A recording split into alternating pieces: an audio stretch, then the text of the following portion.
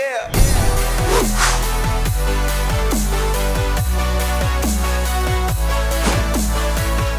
Boston College hasn't had an 8-win season since 2009. And that's probably not going to change this year. Welcome back to the Gridiron Expert, the best kept secret in all of college football. Today, bringing you our 2020 Boston College Eagles college football predictions. As always, make sure to continue to like, comment, subscribe, and share these videos as we continue to predict every team in the ACC, as well as every team in every single Power 5 conference. Also, make sure to check out everything down in the description below, where you can receive exclusive content over on our website, thegridironexpert.com, and follow us on all of our social media pages on Facebook, Twitter, and Instagram. So the Jeff Hafley era has begun in Chestnut Hill. Boston College finally got rid of Steve Addazio after he compiled just a 44-44 record during his time with the Eagles, never exceeding 7 wins during his time there. We always said Boston College was a 6 or 7 win team at max with Steve Addazio. And Jeff Hafley is here to really change that narrative, to get Boston College to contention in the ACC, try to win at least 8 games for the first time since 2009. The Eagles went just 6-7 last year and had 3 conference games decided by 12 combined points. So the talent was there. They just couldn't finish the job. Hafley has quite the work cut out for him this year. The offense does return 6 starters, but has major questions across the board. The first is, who's going to be quarterback?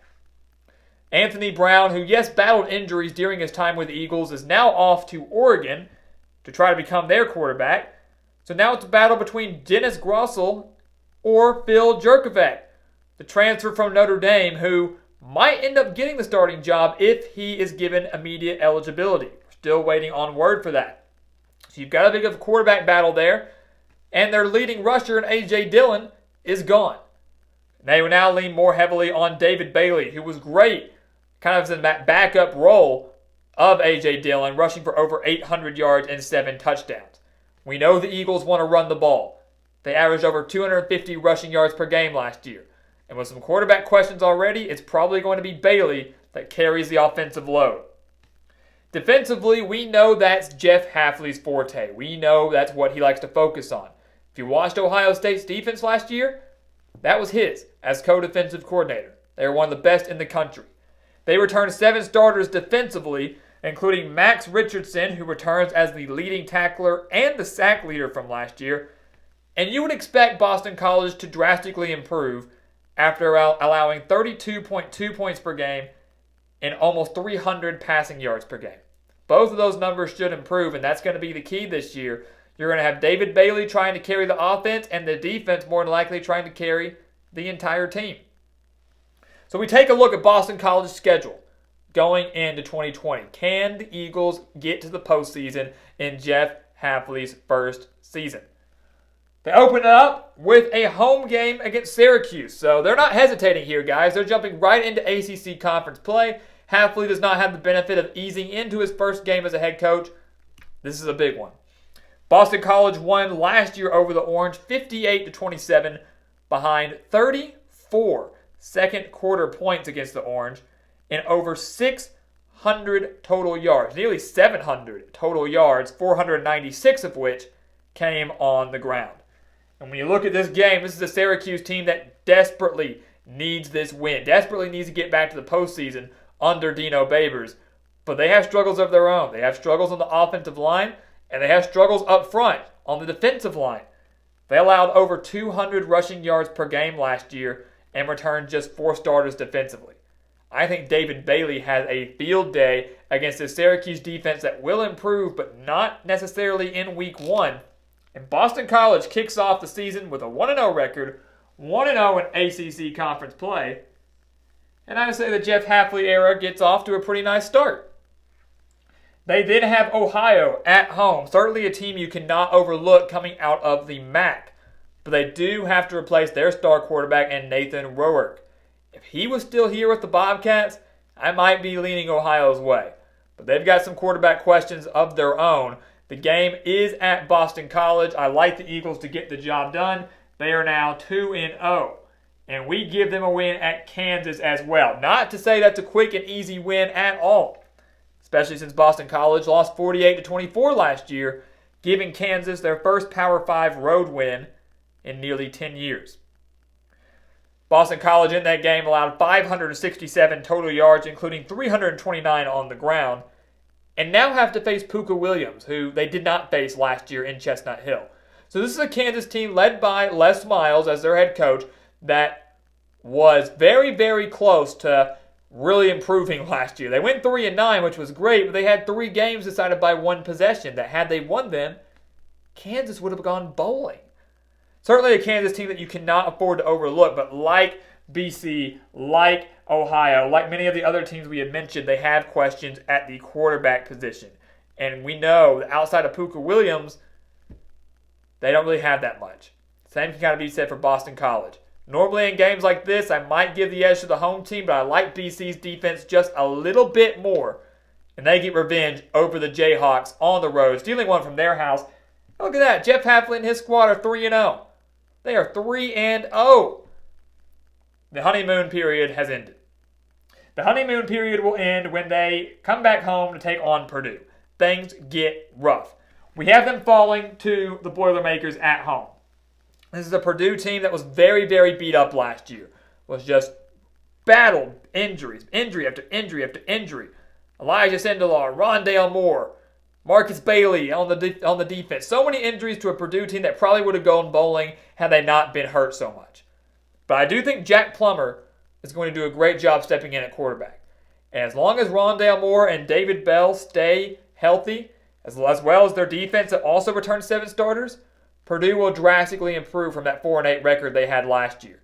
And I do believe Purdue has the talent and the speed to come on the road and give this Boston College team some fits defensively, and they do get a win on the road against a Power 5 opponent. Boston College drops to 3-1.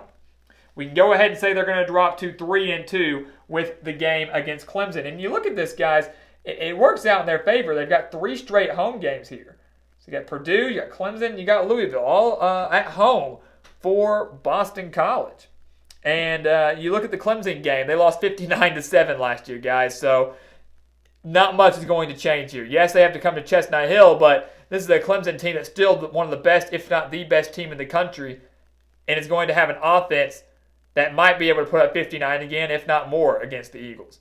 Trevor Lawrence, Travis Etienne, so forth, so on. They lose to Clemson, and they face a very talented offense yet again in Louisville, a team that Boston College lost to last year, 41-39. 41-39. And that's when we kind of started to know.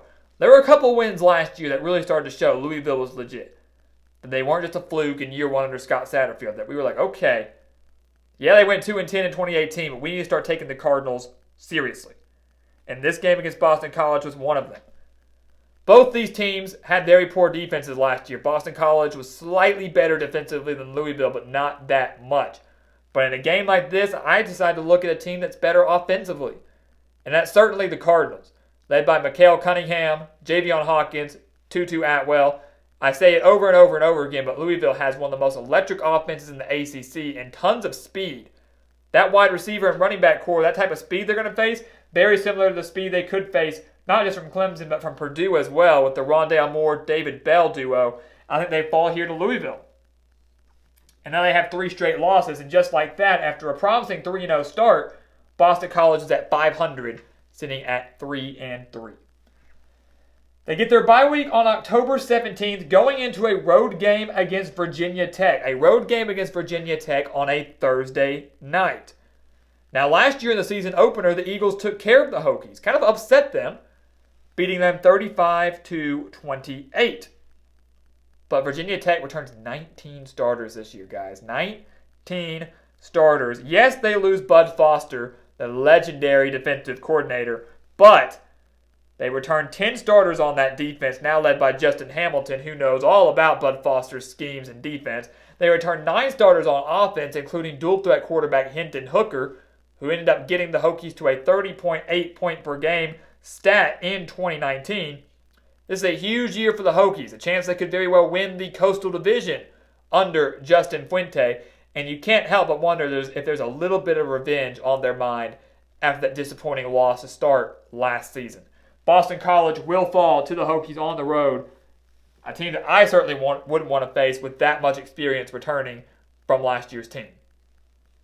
We have them snapping that 4-game losing streak against Holy Cross, so now they're back at 500, 4-4. So they need 2 more wins to get to the postseason.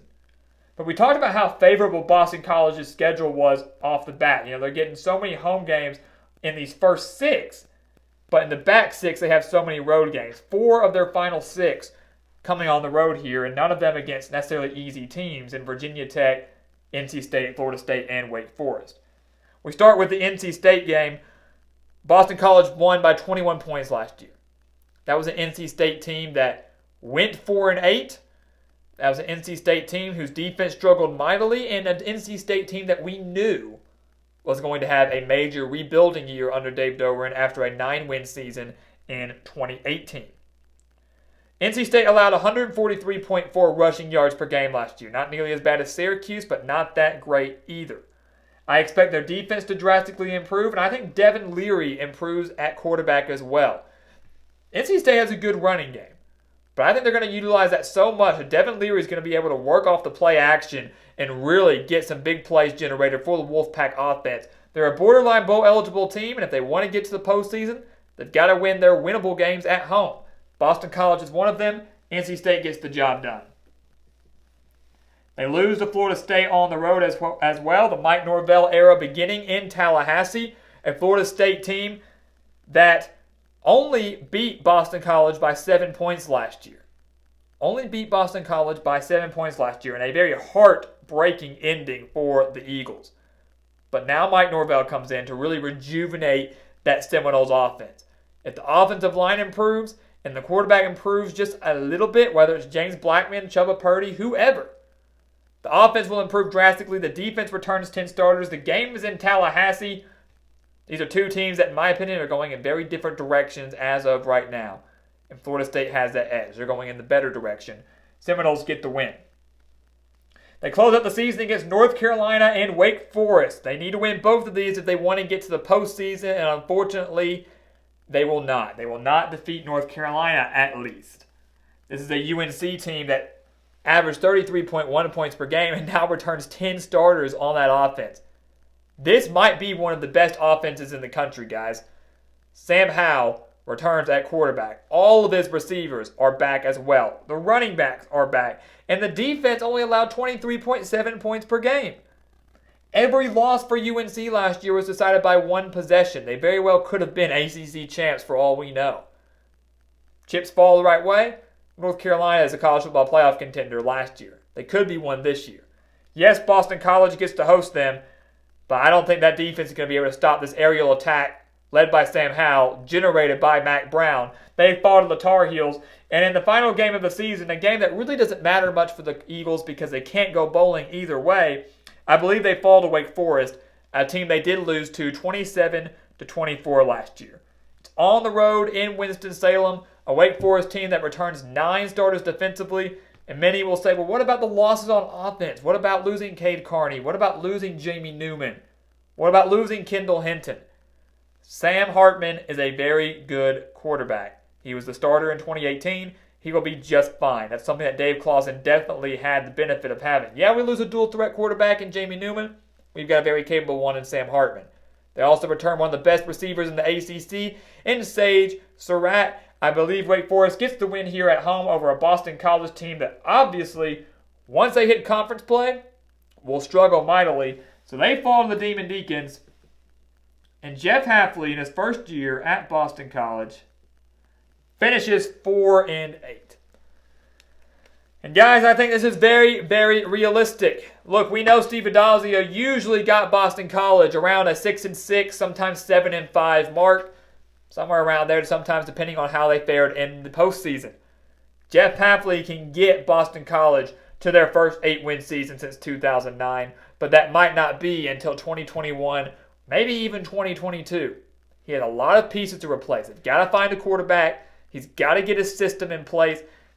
And without having spring practice and looking at this very difficult schedule after the little honeymoon phase of weeks 1 through 3, I think Boston College is in for a relatively rough year in Hafley's first year in Chestnut Hill. But I can promise you that the future is very, very bright.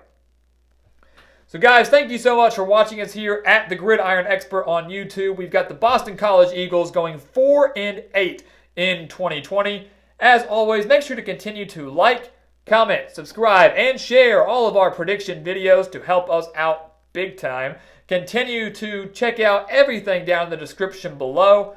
Exclusive content on our website, thegridironexpert.com, as well as everything on our social media pages over on Facebook, Twitter, and Instagram.